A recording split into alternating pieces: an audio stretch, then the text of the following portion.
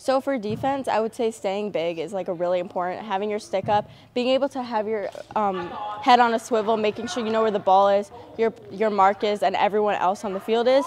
Communicating with your other defensemen and making sure they have a mark quick enough and nobody's getting beat to the ball. So like when you're staying big, you want to have your hand out towards your defenseman, but then have your stick up so you're cutting off the other lane for the person, the offenseman next to you, so that way you can crash quickly so you can make that slide to help your defenseman. So if I'm here, this is my mark, and then Renee's offenseman cuts through here, me and her yell crash, and we put our sticks together so we're stopping that lane for the other person.